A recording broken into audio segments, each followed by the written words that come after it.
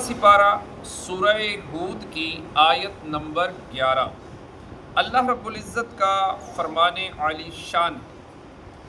اِلَّا الَّذِينَ صَبَرُوا، مگر جنہوں نے صبر کیا، وَعَمِلُوا الصَّالِحَاتِ، اور اچھے کام کیے، اولئک لہم مغفرہ، ان کے لیے مغفرت ہے، وَأَجْرٌ کبیر، اور بڑا ثواب ہے۔ اس آیت کا معنی یہ ہے، لیکن وہ لوگ جنہوں نے صبر کیا اور اچھے کام کیے تو وہ ان کی طرح نہیں ہیں، کیونکہ انہیں جب کوئی مصیبت پہنچی تو انہوں نے صبر سے کام لیا، اور کوئی نعمت ملی تو اس پر اللہ تعالیٰ کا شکر ادا کیا۔ یہ دو اوصاف ان لوگوں میں ہیں، اور یہ لوگ ان دو اوصاف کی وجہ سے بخشش اور بڑے ثواب یعنی جنت کے مستحق ہیں۔ یہ میں ریپیٹ کر دوں کہ جب انہیں کوئی مصیبت پہنچتی ہے تو یہ صبر کرتے ہیں، اور جب کوئی نعمت ملتی ہے تو شکر کرتے ہیں۔ صبر اور شکر۔ اس آیت سے معلوم ہوا کہ نعمت چھن جانے پر صبر کرنا اور راحت ملنے پر شکر کرنا اور بہر صورت اللہ تعالیٰ کی اطاعت و فرما برداری میں مصروف رہنا مومن کی شان ہے۔ لیکن افسوس، یہاں جو طرز عمل کفار کا بیان کیا گیا ہے وہ آج مسلمانوں میں بھی نظر آ رہا ہے کہ جب اللہ تعالیٰ ان سے اپنی دی ہوئی نعمت واپس لے لیتا ہے تو یہ اس قدر افسردہ اور مایوس ہو جاتے ہیں کہ ان کی زبانیں کفر تک بکنا شروع کر دیتی ہیں، اور جب ان میں سے کسی پر آئی ہوئی مصیبت اللہ تعالیٰ دور کر دیتا ہے تو وہ لوگوں میں فخر و غرور کا اظہار شروع کر دیتا ہے۔ اللہ تعالیٰ مسلمانوں کو عقل سلیم اور ہدایت عطا فرمائے۔ موضوع کی مناسبت سے یہاں ہم مصیبت پر صبر و شکر کرنے اور اللہ تعالیٰ کی رضا پر راضی رہنے کے فضائل اور نعمت ملنے پر اللہ تعالیٰ کا شکر کرنے کی برکات ذکر کرتے ہیں، تاکہ ان سے مسلمانوں کو صبر و شکر کرنے کی ترغیب ملے اور وہ کفار کے طرز عمل سے بچنے کی کوشش کریں۔ نمبر 1، حضرت ابو سعید خدری رضی اللہ تعالیٰ عنہ سے روایت ہے، حضور اقدس صلی اللہ تعالیٰ علیہ وآلہ وسلم نے ارشاد فرمایا کہ جو صبر کرنا چاہے گا اللہ تعالیٰ اسے صبر کی توفیق عطا فرما دے گا، اور صبر سے بہتر اور وسعت والی عطا کسی پر نہیں کی گئی۔ نمبر 2، حضرت عبداللہ بن مسعود رضی اللہ تعالیٰ عنہ سے روایت ہے، نبی اکرم صلی اللہ تعالیٰ علیہ وآلہ وسلم نے ارشاد فرمایا کہ صبر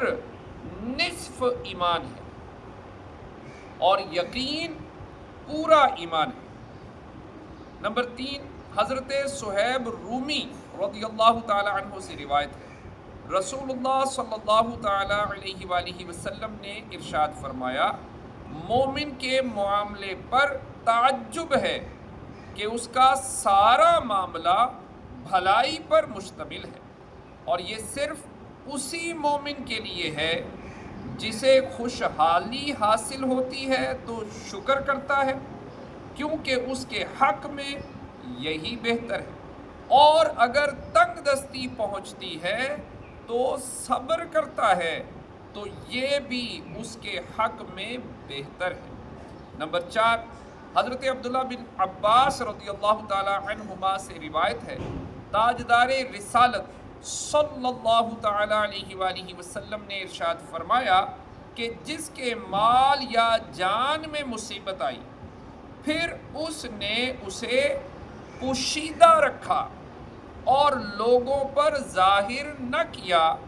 تو اللہ تعالیٰ پر حق ہے کہ اس کی مغفرت فرما دے۔ حضرت ابو سعید خدری رضی اللہ تعالیٰ عنہ سے روایت ہے، سرور دو عالم صلی اللہ تعالیٰ علیہ وآلہ وسلم نے ارشاد فرمایا، مسلمان کو پہنچنے والا کوئی دکھ، تکلیف، غم، ملال، اذیت اور درد ایسا نہیں خواہ اس کے پیر میں کانٹا ہی چبھے مگر اس کی وجہ سے اللہ تعالیٰ اس کے گناہوں کو معاف فرما دیتا ہے۔ نمبر 6، حضرت جابر رضی اللہ تعالیٰ عنہ سے روایت ہے، حضور انور صلی اللہ تعالیٰ علیہ وآلہ وسلم نے فرمایا، قیامت کے دن جب مصیبت زدہ لوگوں کو ثواب دیا جائے گا تو دنیا میں عافیت کے ساتھ رہنے والے تمنا کریں گے کہ کاش ان کے جسموں کو کینچیوں سے کاٹ دیا جاتا۔ اللہ تعالی ہمیں نعمتوں پر شکر کرنے کی توفیق اور عافیت عطا فرمائے، اور اگر کوئی مصیبت آ جائے تو اس پر صبر کرنے کی توفیق عطا فرمائے۔ نعمت ملنے پر اللہ تعالیٰ کا شکر ادا کرنے کی بہت برکتیں ہیں، ان میں سے 2 برکتیں درج ذیل ہیں۔ نمبر 1، نعمت ملنے پر اللہ تعالیٰ کا شکر ادا کرنے کی صورت میں بندہ عذاب سے محفوظ رہتا ہے۔ چنانچہ اللہ تعالیٰ ارشاد فرماتا ہے، اور اگر تم شکر گزار بن جاؤ اور ایمان لاؤ تو اللہ تمہیں عذاب دے کر کیا کرے گا، اور اللہ قدر والا، جاننے والا ہے۔ نمبر 2، نعمت کا شکر ادا کرنے پر اللہ تعالیٰ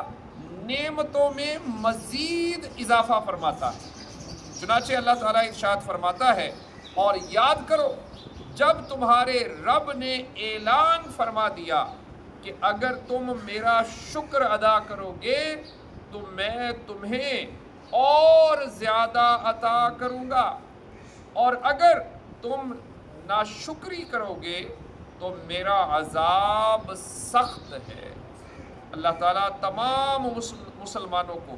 اپنی نعمتوں کا شکر ادا کرنے کی توفیق عطا فرمائے۔